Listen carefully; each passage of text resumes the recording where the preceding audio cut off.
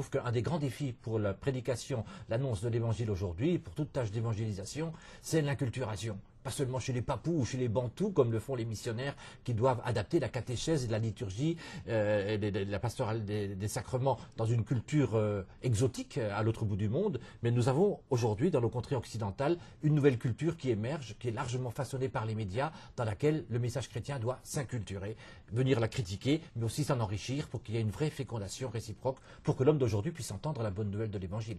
Et donc, il faut vraiment connaître l'homme à qui on s'adresse.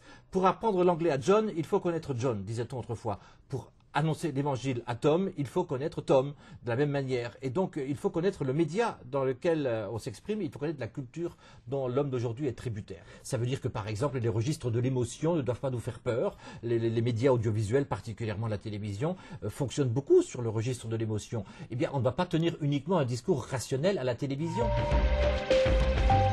Notre mission, c'est de faire se rencontrer l'Église et le monde de ce temps. C'est Gaudium et Spes, c'est Vatican II, on est en plein dedans, 40 ans après, c'est toujours valable. Faire se rencontrer l'Église et le monde de ce temps en étant à la fois une voix d'Église et en étant pleinement dans le monde. Quand l'émotion est là, quand une certaine idéologie est là aussi et semble emporter le morceau, il faut, en tant que journaliste catholique, en tant que média catholique, faire entendre une petite musique dans la grande rumeur du monde, voire dans le fracas assourdissant de certaines évidences fausses. Il faut faire entendre une petite musique différente. Il ne faut pas forcément chercher à lutter frontalement, mais écoutez. On peut voir les choses autrement. Il y a une autre vérité sur l'homme qui est tout aussi vraie que celle que vous dites, voire peut-être davantage. Allez-y voir. Cherchez un petit peu à vous laisser, à laisser cette musique résonner dans votre cœur et dans votre intelligence. Un de mes prédécesseurs à la Croix, assomptionniste, déjà disait on n'achète pas le journal pour sauver son âme, mais pour savoir ce qui se passe dans le monde.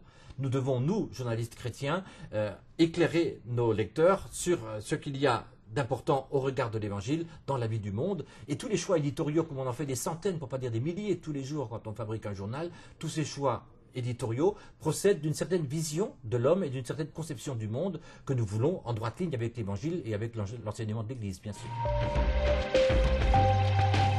Il est possible d'être tout à fait journaliste et tout à fait chrétien et de vivre les deux choses ensemble, sachant qu'il y a quelquefois une tension, il y a un peu un conflit de devoirs quelquefois, mais la plupart du temps, il peut y avoir une fécondation entre ce qu'on ressent comme journaliste et ce qu'on éprouve comme croyant.